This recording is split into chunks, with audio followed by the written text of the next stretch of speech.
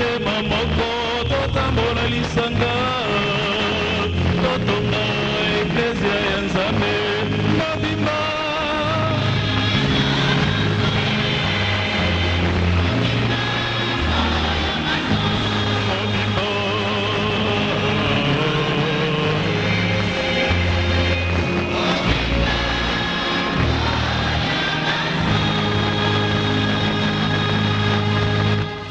Bali botali ya Nzambe boboto bondeko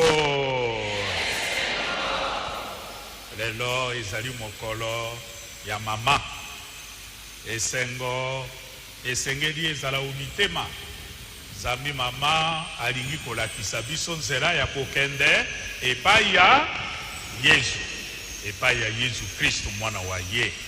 Tosengeli tolakisa esengo ya biso awa apesi biso Radio Maria pote salisa biso pote maloba mwana wa Yesu Kristo ekomela bato bansi yango wana lelo tozali na esengo ndenge tosangani awa ondako Nzambe katedrale awa tosangani boye tolingi pe kotondo bandeko babiso bazali kolanda biso na nzela ya radio pote elongo na bango motema moko tobonzela tata Nzambe libonza lisantu lia Eucharistia lelo. Mes chers diocésaines et diocésains, chers auditeurs et auditrices de Radio Maria, c'est avec allégresse, avec joie que je célèbre cette Eucharistie qui clôture le marathon 2024 dans l'archidiocèse de Kinshasa et comme nous le savons, au-delà de l'archidiocèse à travers notre pays et à travers le monde. En vous remerciant de votre chaleureux accueil, je salue avec sollicitude chacun et chacune de vous venus si nombreux rendre grâce à Dieu pour l'apport très significatif de cette radio dans la vie pastorale de notre archidiocèse. Mes salutations s'adressent également à tous les auditeurs et auditrices qui nous suivent à travers le monde. Comme vous le savez, Radio Maria est l'unique radio confessionnelle à figurer dans le top 5 des radios les plus suivies dans notre pays. Et c'est une joie de savoir que parmi les 5 radios les plus suivies, les plus écoutées du pays, il y a la Radio Maria. La RDC, notre pays, est aujourd'hui couvert au-delà de 50%, du moins à travers les diocèses, par notre Radio Maria. À ce titre, Radio Maria constitue pour nous un motif d'honneur, un motif de joie, un motif de fierté dans notre effort d'évangélisation.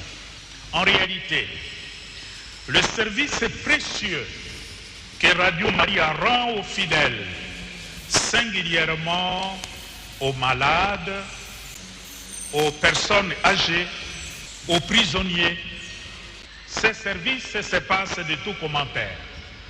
Il y a de vieilles personnes que je connais qui se réveillent le matin avec Radio Maria, qui commencent leur journée avec Radio Maria, à défaut d'aller à la messe matinale à la paroisse.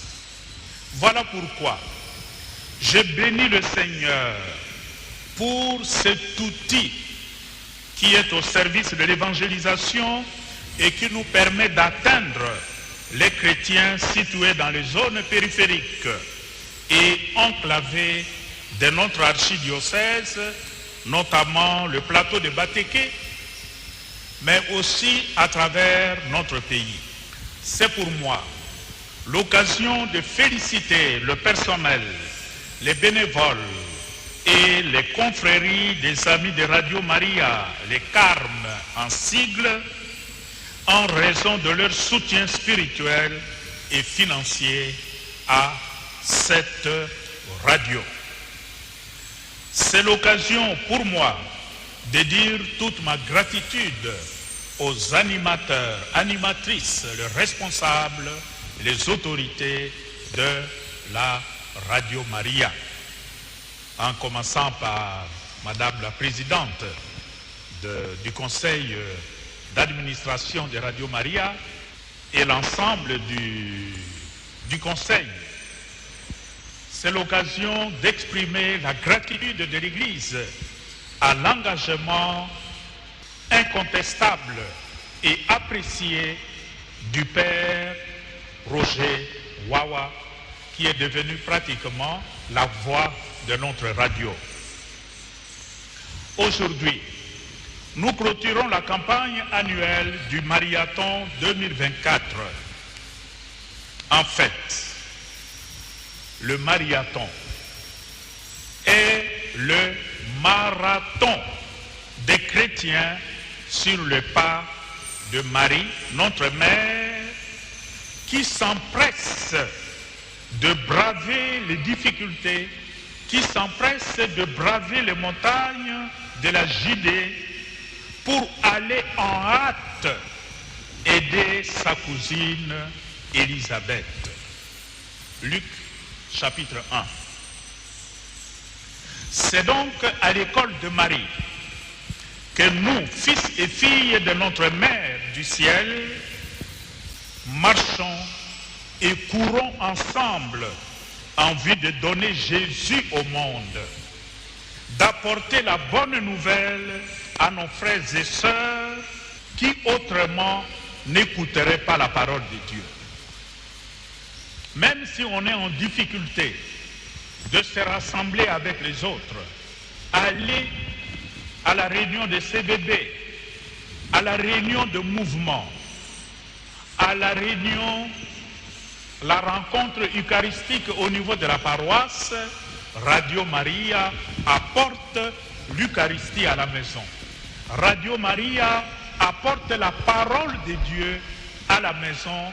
Même si je suis dans mon lit de malade, je peux écouter la parole de Dieu. Or, pour remplir cette noble mission d'apporter la parole de Dieu à tout le monde, notre radio a besoin de moyens conséquents. Sans moyens conséquents, sans technologie, mais la parole de Dieu n'arrivera pas à destination. Je peux beau parler dans cette cathédrale, mais ça va s'arrêter ici. Il faut une technologie, il faut un moyen conséquent pour transporter cette parole vers ceux et celles qui ne sont pas avec nous aujourd'hui dans la cathédrale. Et c'est le rôle de Radio Maria. Boboto, Radio Maria a besoin de moyens. Autrement, malgré sa bonne volonté, elle ne saura rien faire. C'est aussi la raison pour laquelle le marathon est une opportunité providentielle pour récolter suffisamment de moyens nécessaires au bon fonctionnement de Radio Maria. Une radio qui travaille à l'unité et à la cohésion de l'Église et famille de Dieu qui est en RD Congo et qui est suivie à travers le monde. Mes chers diocésaines et diocésains, chers auditeurs et auditrices de Radio Maria, les lectures que nous venons d'écouter attentivement nous rappellent l'essentiel de la mission de Radio Maria, appelée à contribuer à la mission prophétique de l'Église par l'annonce courageuse de l'Évangile, de la parole de Dieu. Dans la première lecture, tirée du livre du prophète Jérémie, Jérémie indique que le bonheur du peuple est la finalité de toute annonce de la bonne nouvelle. La bonne nouvelle la prédication de l'évangile vise avant tout le bien, le bonheur du peuple. L'évangile, la parole de Dieu, la Bible n'est pas au service du malheur, mais au service du bonheur. Parce que Dieu nous a créés pour le bonheur. Dieu nous a créés pour vivre heureux. La voie de ce bonheur réside dans la conversion authentique des cœurs et de mentalité. Nous serons ensemble heureux si nous changeons de mentalité, si nous changeons de comportement. À ce propos, le prophète Jérémie dit dans la première lecture, il dit aux princes et à tout le peuple, et maintenant, rendez meilleurs vos chemins et vos actes. Écoutez la voix du Seigneur, votre Dieu. Alors, il renoncera au malheur qu'il a proféré contre vous. Jérémie 26, 12 à 13. En effet, même lorsque le prophète Jérémie annonce un châtiment ou un malheur, toute prophétie lance un appel à la conversion, invite à rendre meilleurs nos chemins et nos actes. Dans cette optique, d'autres prophètes, tels que Ézéchiel, font remarquer que Dieu ne prend pas plaisir à la mort du méchant, mais bien plutôt à ce qu'il se convertisse, qu'il se détourne de sa conduite mauvaise afin qu'il puisse vivre. Ézéchiel 33, 11. C'est justement cela la mission de l'Église qu'assume aujourd'hui Radio Maria. La mission fondamentale de Radio Maria consiste à appeler le peuple, à inviter le peuple à aller vers le bonheur, le vrai bonheur. Pas le bonheur de ce monde, mais le vrai bonheur, la vraie vie que Jésus-Christ nous a proposée. La mission de Radio Maria consiste à annoncer la conversion, à annoncer la métanoïa, le changement de mentalité, le changement des actes que nous posons. Radio Maria est là pour indiquer la voie de la paix, la voie de l'espérance, afin de bâtir un monde meilleur, un Congo nouveau, malgré le contexte social difficile que traverse aujourd'hui notre pays. Radio Maria est là pour nous dire ce que nous vivons aujourd'hui n'est pas la volonté de Dieu. Ce qui nous arrive aujourd'hui n'est pas la destinée du peuple congolais. Tout ce que nous vivons aujourd'hui, c'est la conséquence de nos péchés. C'est la conséquence des mauvais cœurs de l'homme congolais.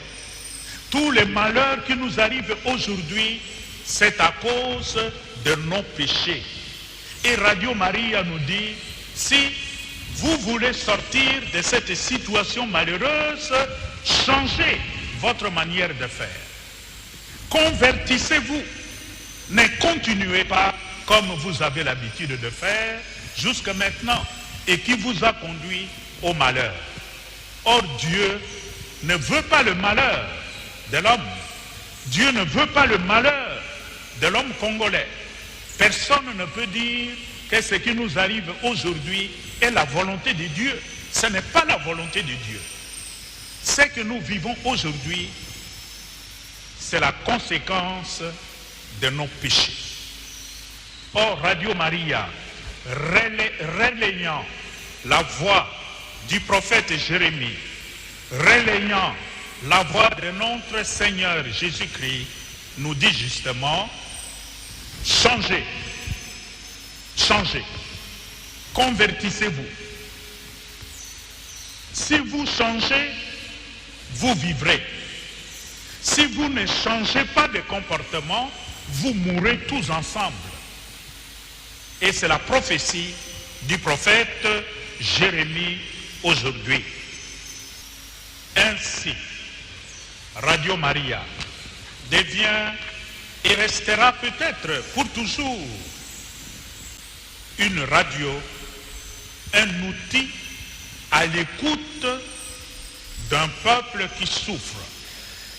C'est cette radio qui se met à l'écoute d'un peuple qui souffre et qui lui apporte en même temps une parole d'espérance dans l'obscurité de sa situation, dans l'obscurité de sa souffrance.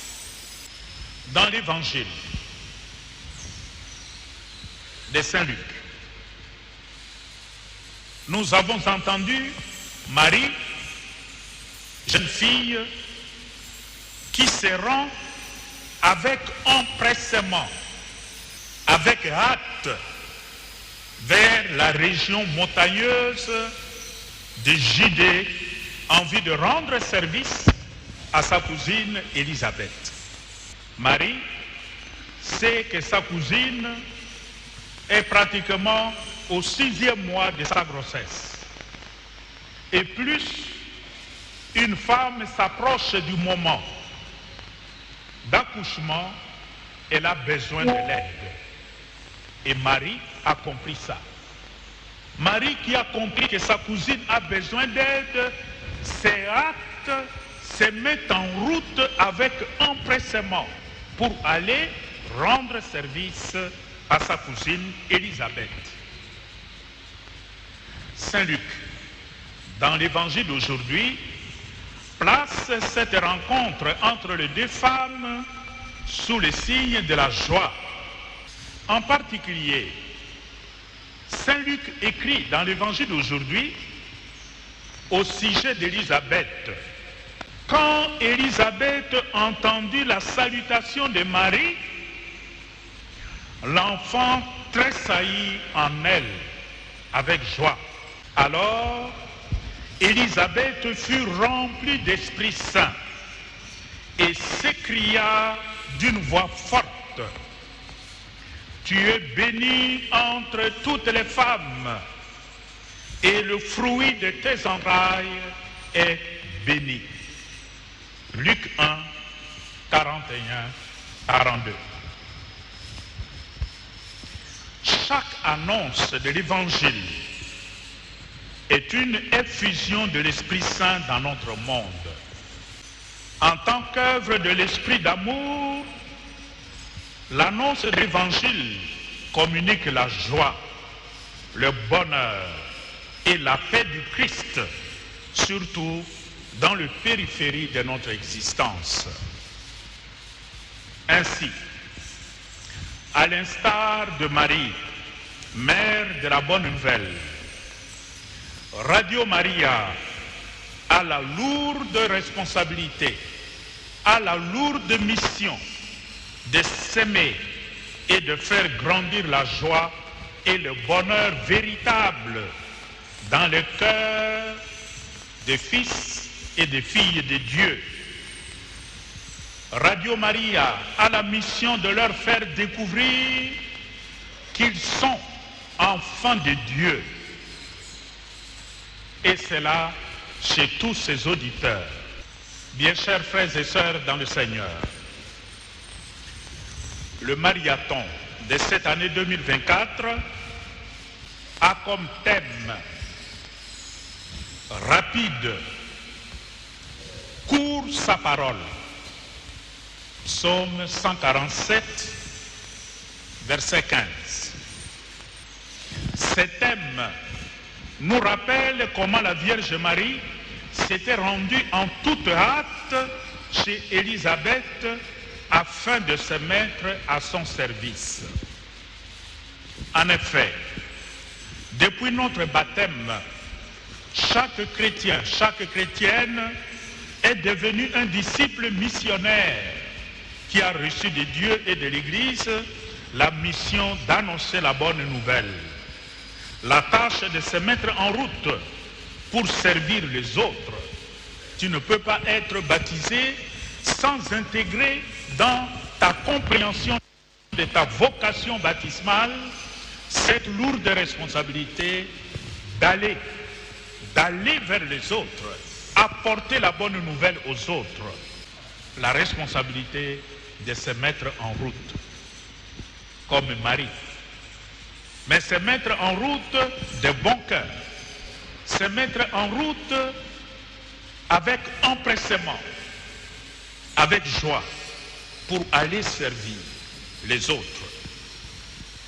C'est aussi à travers Radio Maria, qui est une chaîne communautaire et participative, que chacun et chacune de tous les baptisés de nos diocèses est invité à participer à la mission de l'Église et à communier avec les autres fidèles.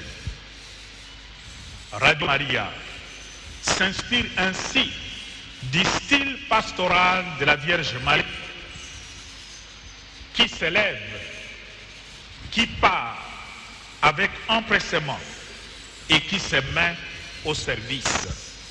Radio Maria a vocation à se mettre non pas seulement au service d'une cousine, mais au service de l'ensemble du peuple de Dieu.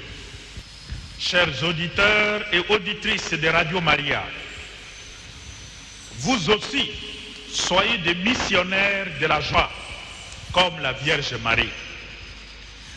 Là où il y a la tristesse, apportez la joie. C'est-à-dire, rendez présent le Christ qui fait renaître l'espérance dans nos cœurs et nous donne la force de demeurer debout et de tenir bon au milieu des épreuves de la vie. De tenir bon malgré les vicissitudes de notre situation d'aujourd'hui.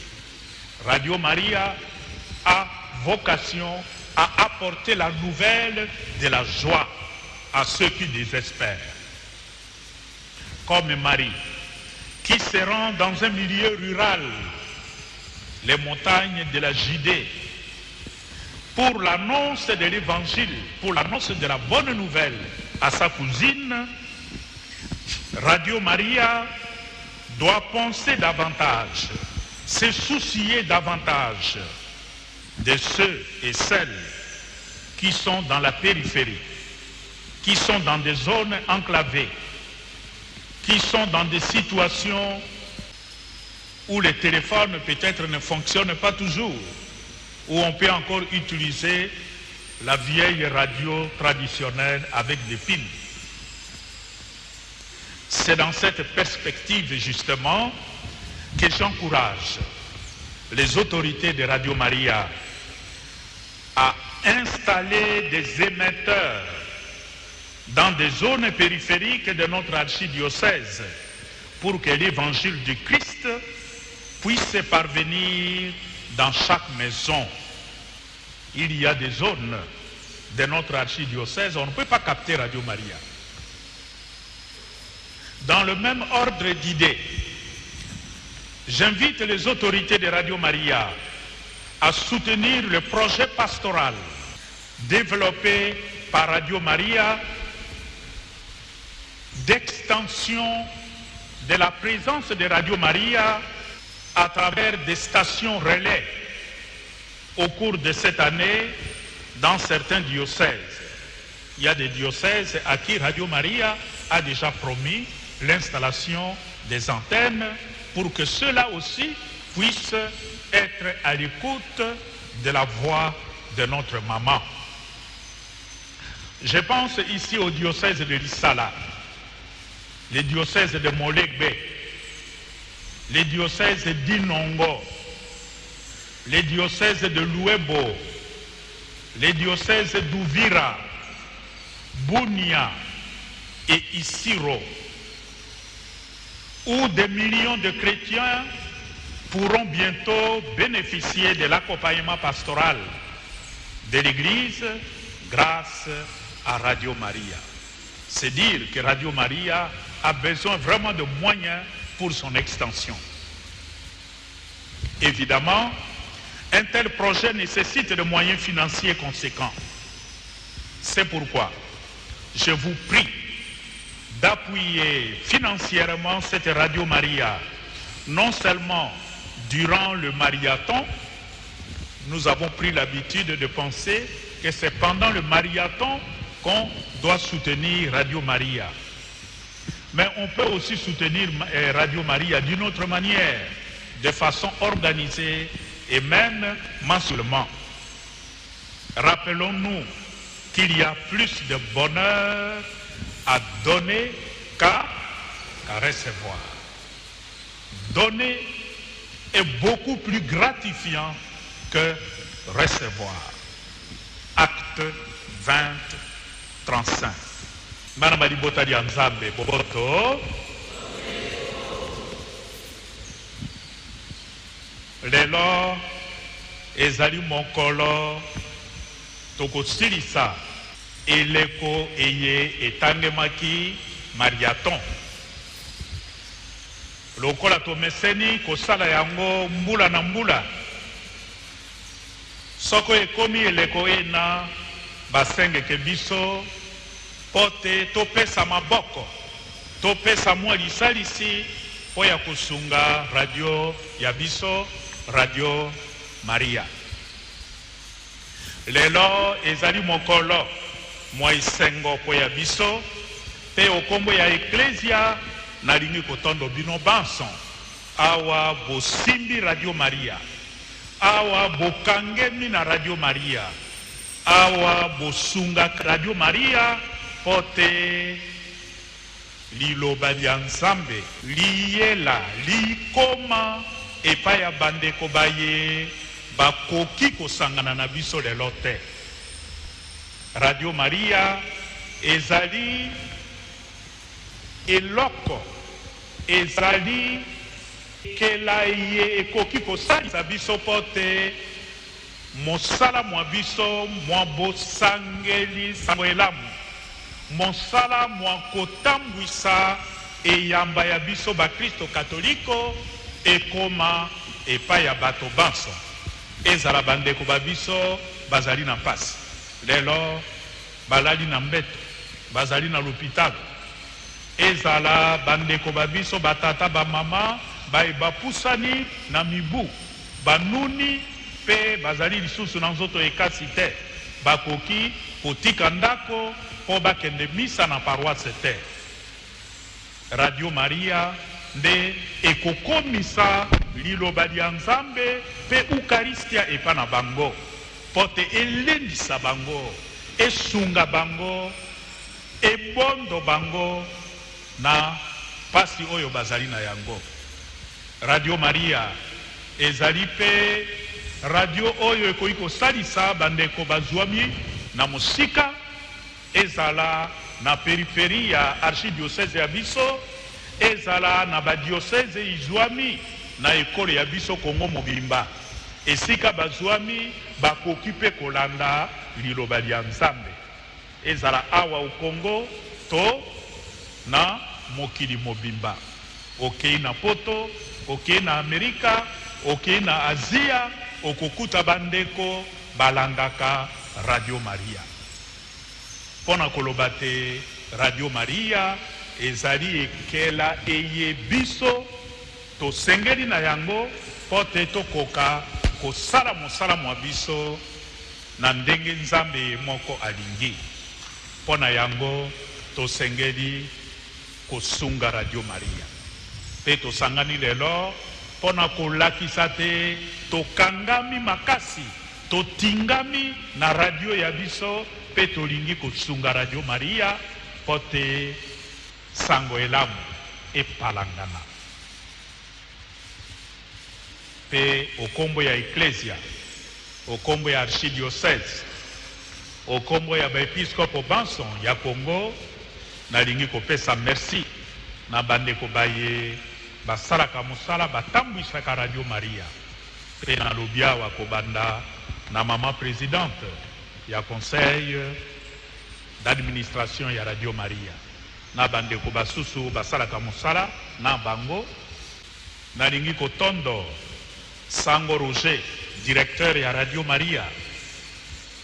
Soko fungoli Radio Maria oyokaka mingi Sango Roger.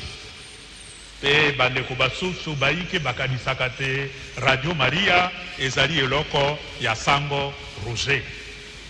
Ezali eloko ya yete ya biso baso.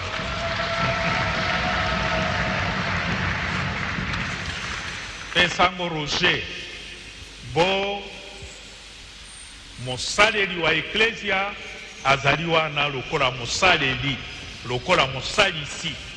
Pe azali kosalisa na motema mobimba.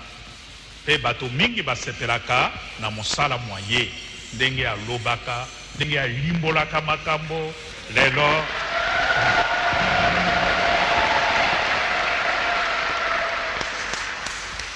Lelo tolingi topesa ye merci au kombo ya Ecclesia. Nalingi pe kopesa merci na bino bandeko bayebosalisaka Radio Maria. Mingi penza ba membre ya Carme. Donc les amis de Radio Maria baye baponi kosalisa Radio Maria.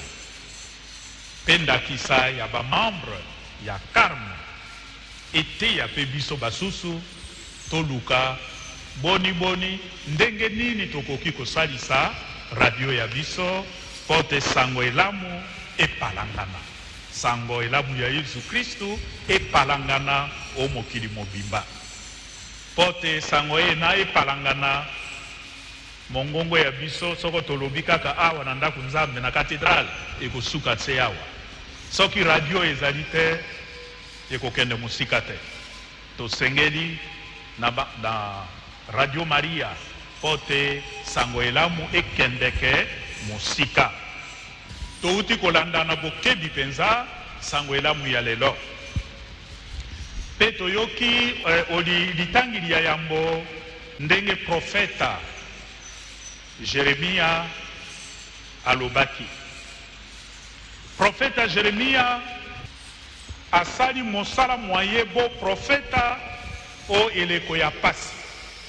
Bana ba Israel bakomaki na pasi. Pasi elutaki na Israel. Bato bazalaki konyokwa malokola biso lelo na ekolo Kongo.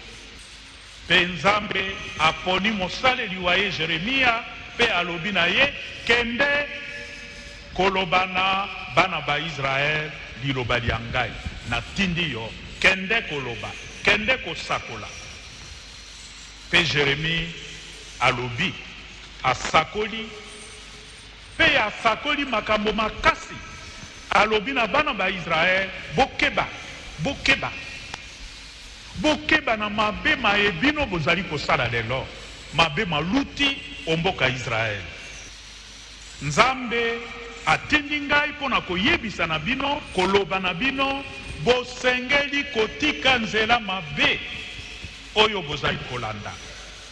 Bobongola mitema botika mabe mabino. Pe soko botiki te ngai profeta okombo ya Nzambe na lobi na bino bino banson bokukufa bokuwa. Pe bokuwa po ya masumu mabino moko. Koloba tete Nzambe alingi biso te, Nzambe abosani biso, Nzambe atiaka lisusu miso maye mangolu epa ya biso te, boye te. Bokukufa po ya mabe mabino moko. Soko bolingi kobika, soko bolingi kobima na pasi oyo bozali na yango lelo, soko bolingi kobima na bosambulu botika bizaleli bibebi ya bino bobanda kokela bikela bya sika biye bilongo bani na maloba manzambe. toyoki na mbuku ya profeta Jeremia tango profeta alobi boye bato basiliki na ye basiliki na profeta Jeremia pe balobi na ye yo obongi na liwa yo nde okokufa Zambi maloba mayo mazali kotungisa biso tolingi koyoka yo lisusu te maloba mayo mazali kotungisa biso yo obongi na liwa okokufa kasi okati ya bato ba Israel moto moko azalaki wana notable yende atongoli na bozindo tina ya maloba ma profeta Jeremia pe alobi na bato basanganaki wana pe bazalaki koluka na ndenge iso pona oboma profeta Jeremia alobi na bango moto oyo abongi na liwa te boboto abongi na liwa te pona nini Zambi maloba maye alobeli biso mazali maloba maye moko te mazali maloba ma Nzambe nde atindi ye toyoka ye pe mokolo wana profeta Jeremia abiki na likama ya liwa po ya moto moko boboto Radio Maria ezali lolaka la profeta Jeremia pote lilobali na likomela biso banso ata ozali musika osengeli koyoka lilobali na liuti na Nzambe pe lizali kosenge na biso moko wa biso te totika bikela bibebi ya biso biakala soko tolingi kobika pe soko tolingi pe kobongola motema te liwa lizali kozela biso boboto osango elamu pe toyoki yango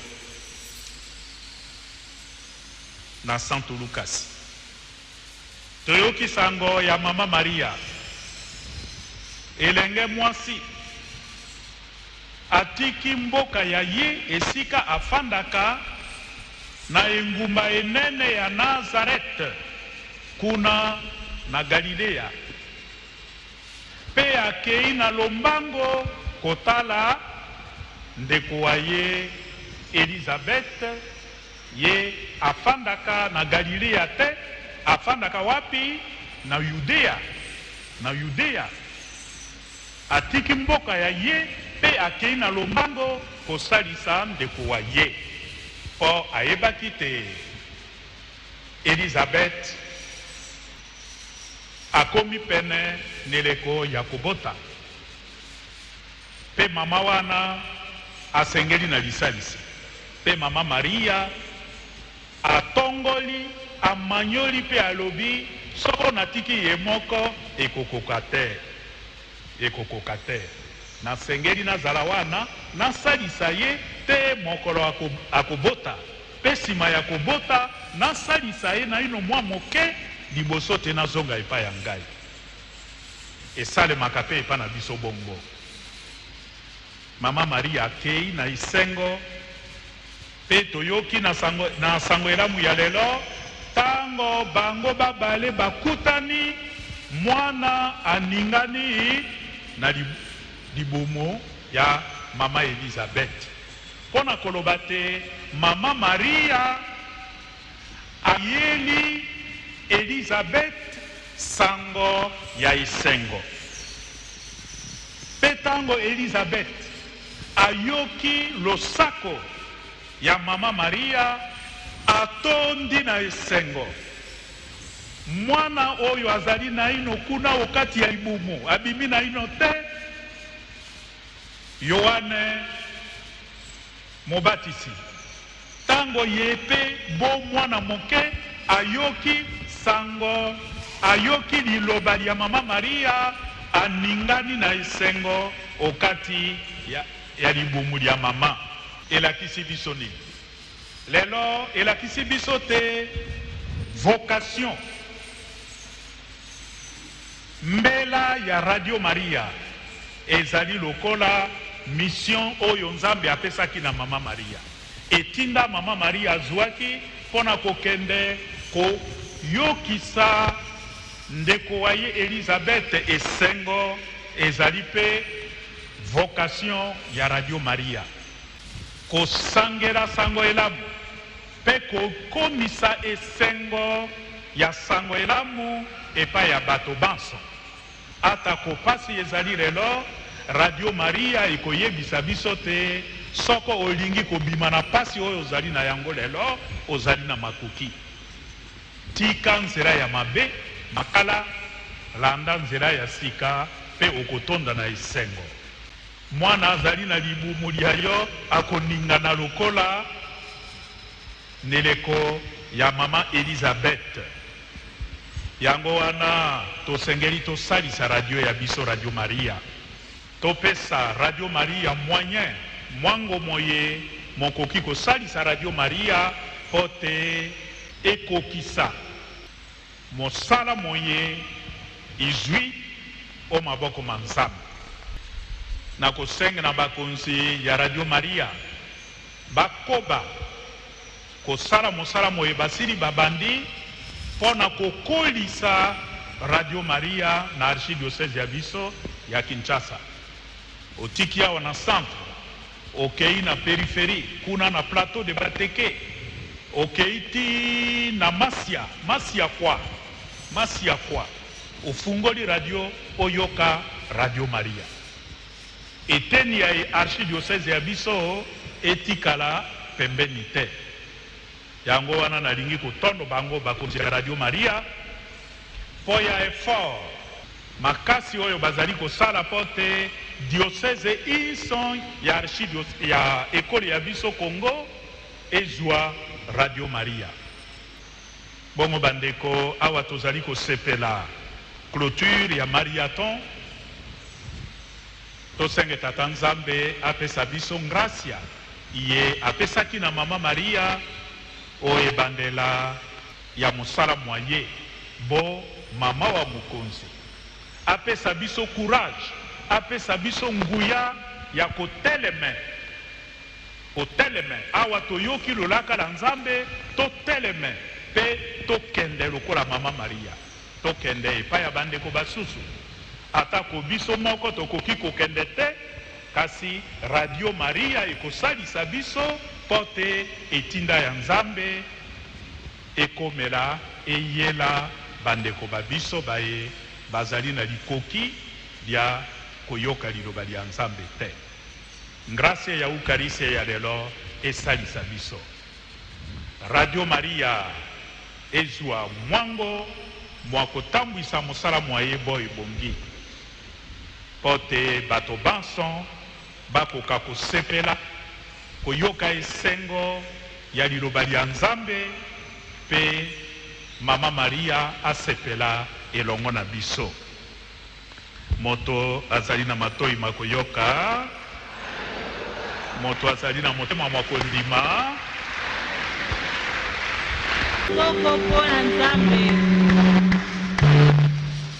À titre de rappel, nous venons là de célébrer la clôture du marathon 2024 en RDC Congo. À présent, nous allons inviter le Père Roger Wawa pour la prise de parole. Carme.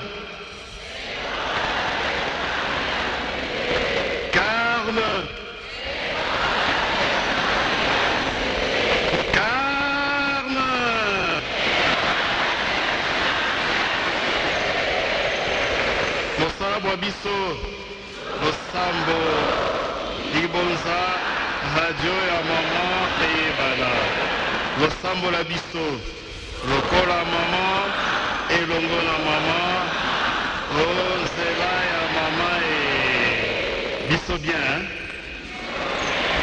Biso bien Toyambi tata cardinal Motomonene Episcope Lokumu ya Kisasa Président ya Sheam tolisanga likita ba episcope ya Afrika ye moto kokamba yango pe conseiller ya Papa François kozala na eboye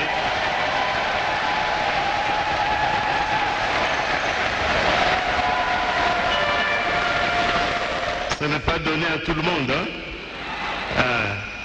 Donc biso tozwi grâce ya wana biso bakarme biso bana mama ya Radio Maria na baauditeur na biso baye bazwi nanu grâce wana te kanda te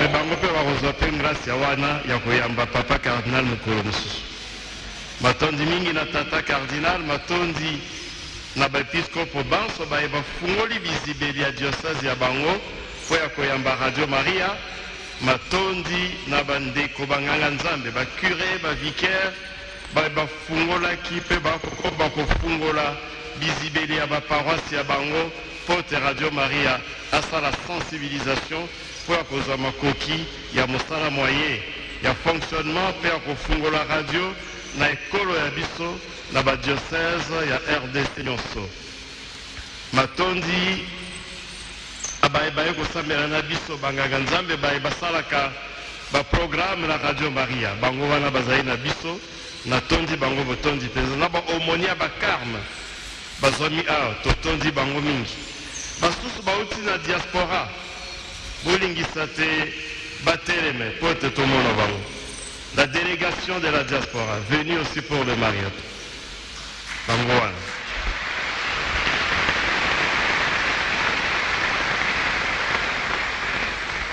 baye bauti Kikwit délégation ya Kikwit ezala kuna na nsima toyambi bango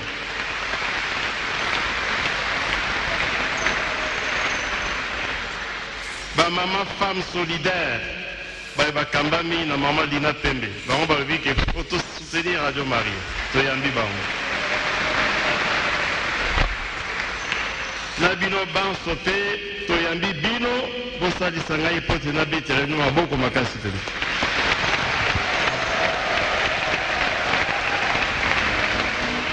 merci mpona oyo bosali mpona tata cardinal diaconi n'est-ce pas kitoko tabaleli na États-Unis baye bakolanda Radio Maria bayoki likambo nini wana boye na ntango ya misa tabaleli ezali erreur ya liturgie te zambi ezali diakoni yango wana tabaleli ngando mpe ye mpe asali nini asali mansomana tosangisi yango na libonza ya misa karme tata cardinal merci mingi nakoloba lisusu mpo te bayeba yango te bayeba yango oyo tata cardinal asala mpo na Radio Maria tokoki kobosana yango te tosengelaki kotonga ndako ya biso ya radio ya mama kuna penepene na petit séminaire na stade du 20 mai stade tata Raphaël pene wana ntango tata cardinal ayoki bongo alobi te ndako ya mama ebatama kuna mpo na nini esengeli kozala wapi na balabala ya monene esika bakotonga bazilika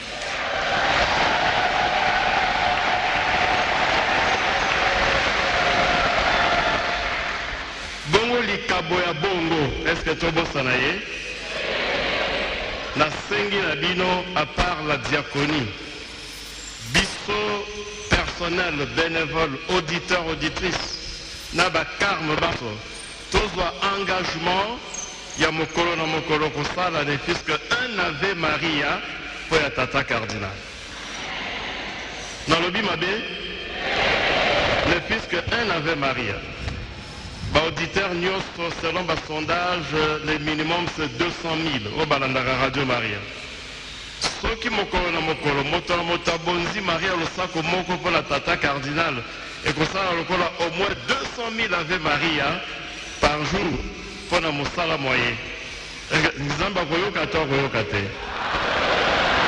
ote mokonzi apesa ye makasi ya kosala mosala moye na Kisasa na Afrika mpe na molongo mobimba penepene na mosantu papa na mikolo mikoya kokende kuna na Uvira korepresente pape na beatification banganga nzambe baye bakokoma ba bienheureux ye moto akokamba misa wana Radio Maria pe kosala nini ekolanda ye là où est l'évêque là doit être Radio Maria tokolanda kuna na Uvira pote uto Uvira bolanda misa mana ozela ya radio ya mama na molongo mobimba esengo te po ya bosukisi bolamu ya tata cardinal oyo asalaka Radio Maria eyebani na molongo mobimba. Bayebi yango na lisanga ya famille mondiale, cardinal moto monene apesa ngonga na radio ya mama po ya kokamba misa ya inauguration ya bâtiment na biso, inauguration ya marathon, clôture ya marathon elekeli bango.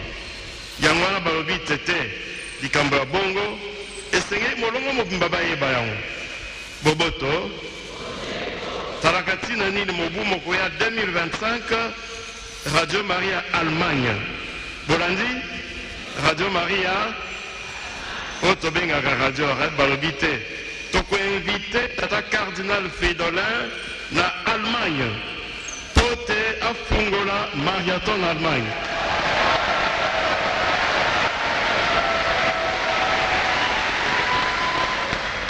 Asi azwaki invitation mpe sika nayebisi na bino banso po te bokoba deja kosambela mpo na ekwela ena misa monene ya marathon na Allemagne année prochaine ekofungola yango mpe ekoclôture yango cardinal ya biso ya Kisasa tata cardinal Fridolin. Lokola te bamoni te azali pene na radio ya mama, lokola azali pene na radio ya mama, mama akotika ye te mpo na manso asi asala mpo na radio eye mpo akokoba kosala mpo na radio eye na bolobeli ya mama mokonzi apesa grâce ebele mpo ya misala azwi na kati ya eklesia. Bongo bino mpe baye boparticipe na marathon ndenge tata cardinal alobi tobongola mitema. Soki mboka ebebi ezali zambi ya mitema mabe ya biso, soki tobongoli mitema mboka ekosala nini ekobongo. Alobi pete il y a plus de bonheur à donner car lokola bopesi mama sala nini azongisela bino. La Vierge Marie paye, la Vierge Marie paye ekokisama mpo na bino banso.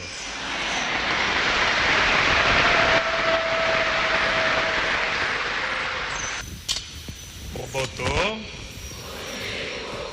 esengo ezali amoni te esengo ezali te esengo esengeli ezala nzambi tozali bana ya mama Maria pe mama atikaka bana Maria akoki mpe kotika biso te na pasi oyo tozali na yango.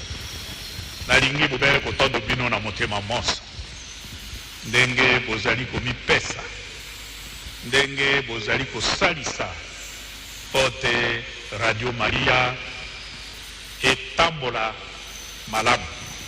Nalingi kotondo Sango Roger po ya maso auti koloba kasi alobi likambo liyoko pe tokebaka na yango mingi awa na archidiocese te pe na ekolo ya biso Kongo mobimba.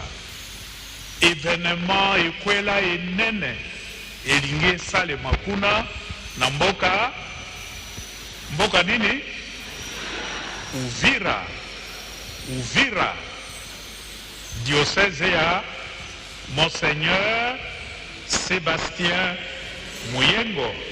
Ye azalaka na biso awa te, ye azalaka pe episkopo mosalisi évêque auxiliaire awa na Kinshasa akei kuna pe toyoki te na sanza oyo lomingo lozali koya te kasi oyo elandi dans 2 semaines ekwela enene ekosalema kuna.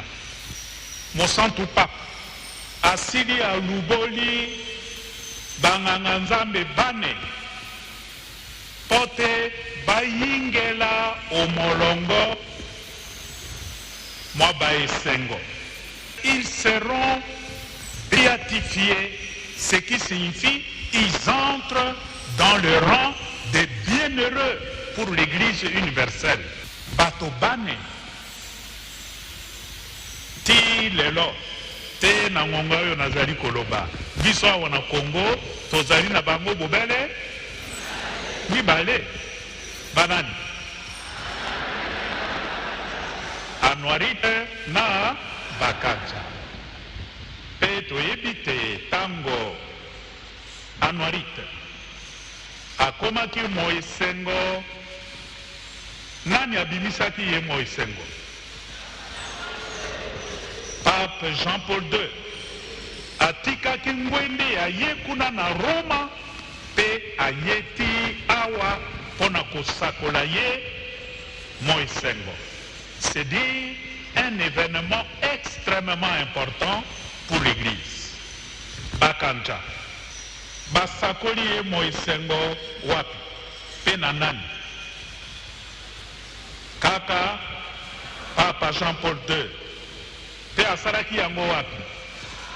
Na Roma.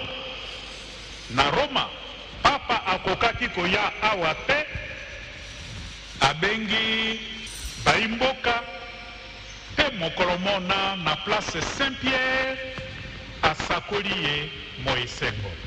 C'est pas un événement quelconque. Dans 2 semaines na ekolo ya biso Congo bakosakola bato bane banganga nzambe bane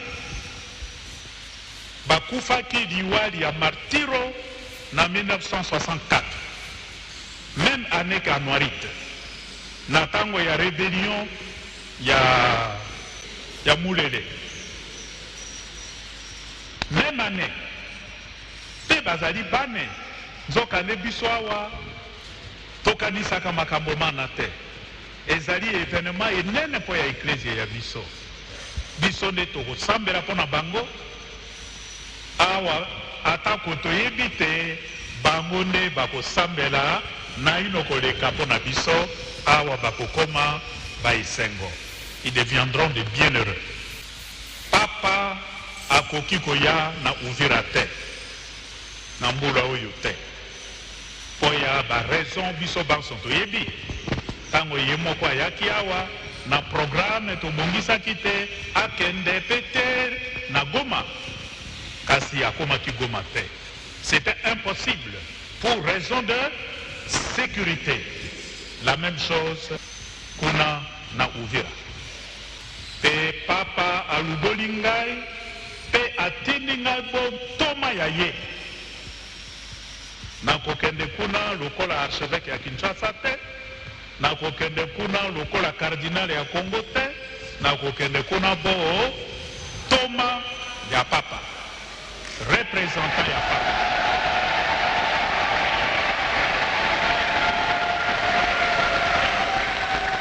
Soki nzela ezalaka pene awa, soki moyen de transport ezalaka mbele na bengi biso bino banso tokendeke kuna na Uvira. Kasi toyebi kokoma Uvira ezali pokoso mingi, nzela ezali te. Ozwi pepo awa to okiti na Goma to okiti na Bukavu, pe na Bukavu okokoma Uvira ndenge nini. Nzela ezali na sécurité te, etondi na ba wazalendo kuna insécurité monene. To okoti na Rwanda, obima na Burundi te na Bujumbura, ezali pasi mingi. Biso tokokende na pepo ya Ethiopian ekomema biso awa ti na Addis Abeba tozwi avion te na Bujumbura, pe a partir ya Bujumbura de tokatisi na Uvira. Ezali pasi yango wana na kosenge na bino bana ya mama Maria atako banso bakoki kokoma na Uvira te, kasi mokolo mona bozala na bana ya Uvira motema moko na sambo. Awa na Kinshasa pasi ezali, kasi kuna pasi eleki na ino.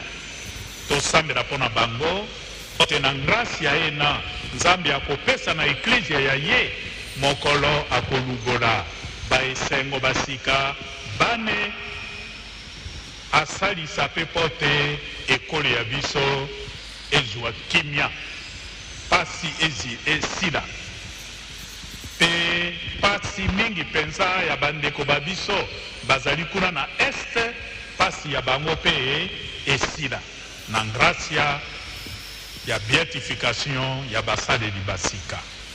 Merci na bino banso mama Maria akoba kozala molobeli wa biso epai ya mwana wa ye Yesu Kristo. Pe soki mama Maria akiki koyebisa mwana kuna te tala tia miso epai ya bana bayo bazali kuna au Kongo bazali konyokwama mingi, mwana akoboya kotosa mama wa ye te. Natombeli bino banso eyenga elamu pe au terme de cette célébration eucharistique, je déclare close la campagne du marathon 2024 et je vous remercie.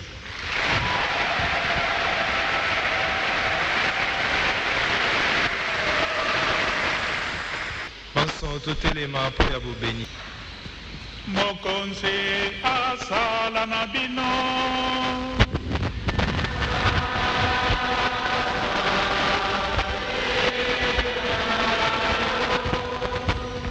Nzambe wa bokasi basan abenisa bino. Tata, Mwana, na Elimo Santo.